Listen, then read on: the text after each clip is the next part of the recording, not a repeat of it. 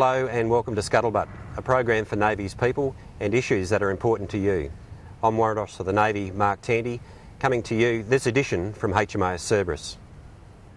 I spent the past week here reacquainting myself with the fine work being done at Cerberus and particularly the recruit school. Training is a key element of new generation Navy, and from what I've seen here, Navy's future is in good hands. In this edition, we'll be having a look at a futuristic piece of kit, the MRH-90. We'll also be getting an update from Chief of Navy and his vision for the future. With the arrival of Navy's new amphibious ships only a few years away, Navy aviation is undergoing a major shake-up. The MRH-90 will provide us with an impressive joint capability. Off the coast of Tasmania, Navy's newest asset was rolled out on board HMAS Manura. The trials were carried out by the Elite Aviation Maintenance and Flight Trials Unit. The Nowra-based AVMAF2 is the ADF's leading authority for conducting first-of-class flight trials and includes test pilots, aerosystem specialists, aviation engineers and aircraft technicians. The MRH-90 is bringing 21st century technology to the ADF. It's the first fly-by-wire helicopter in the world. The new engine, gearbox and fibre airframe, along with state-of-the-art maintenance practices which go with it, constitute a huge leap in technology and support arrangements.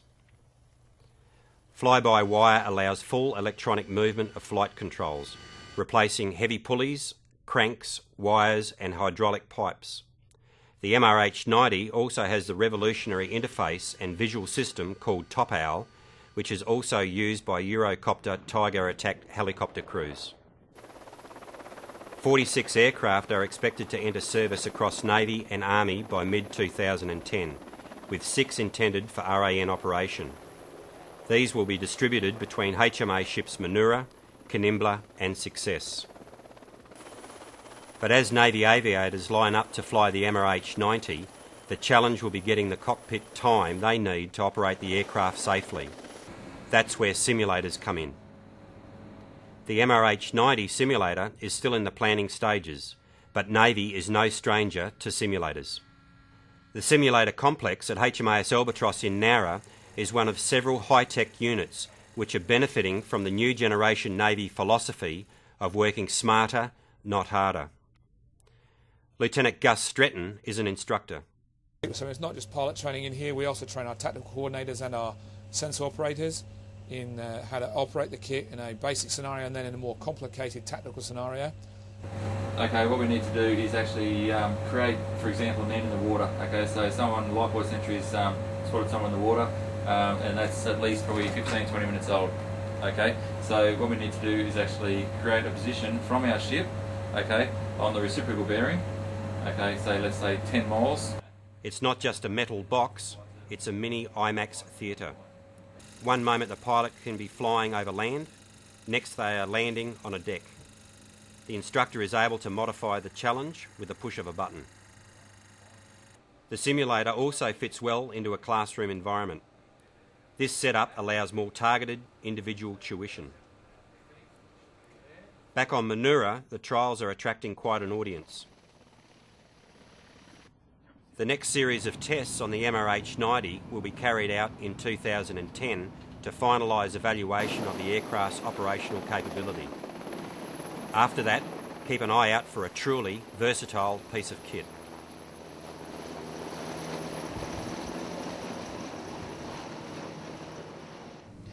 Late in 2009, representatives from across the RAN gathered at HMAS Watson for an update on the state of the Navy.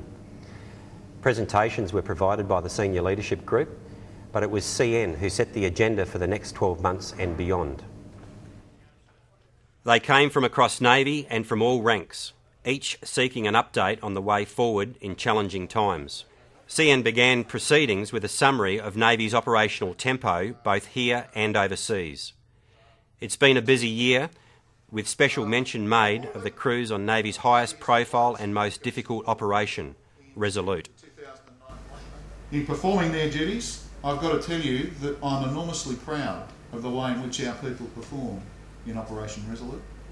It is a tough game, and they do us proud in the work that they conduct. But such tasks rely on manning. CN says minimum duty watch policies have been revised in the light of ongoing requirements, and the new measures being taken are beginning to pay off. And I've got to say, I know that there's still a bit of feeling out there as to where's the right balance in terms of minimum duty watch, but I'm really pleased to see that we are pushing the envelopes. We are exploring where we can take some risks in order to be able to provide our people with a better outcome. Separation rates, he said, are improving. In some areas, perhaps a little too much. Not too long ago, I became a little concerned that in one particular part of our community, we dropped below 6% separation. It was starting to get down about 5.7% separation rate. I am of the view that in an organisation like ours, where we are mobile, upwardly mobile, we need to preserve an ability for people to have a realistic expectation about opportunities for promotion and advancement. That to me says that our separation rate should probably be somewhere between 6 and 8%. CN also expressed concern over the state of the training workforce, highlighting the need to get more trainees to see faster.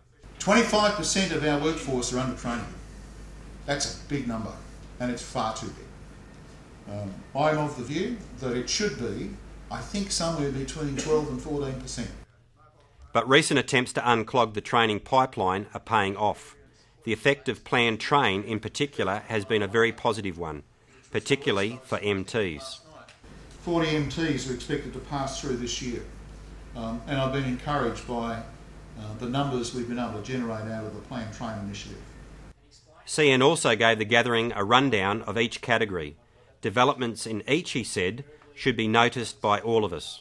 Because ultimately, we are one Navy, and we've got to be able to work and bring it all together. And he touched on OH&S issues.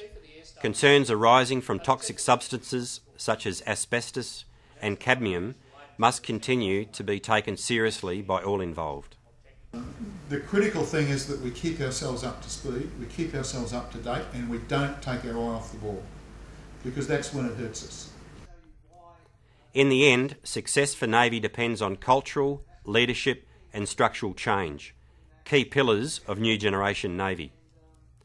Structural change is already underway in key areas to increase Navy's ability to raise, train and sustain. CN used the forum to launch a new program to improve and strengthen leadership through better thinking, training and behaviour for all ranks. And he unveiled the latest NGN publication, Navy Values, Serving Australia with Pride. The New Generation Navy booklet is easy to read and designed to spark discussion about Navy values and what they mean. They are being distributed through the divisional system. But it's a booklet that I would hope that will become a centrepiece of your divisional discussions into the future.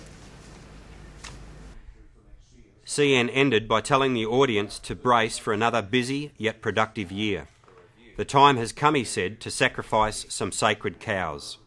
Navy's future depends on it. We all serve Australia with pride, and we need to ensure that our culture, our structures and our systems reflect it.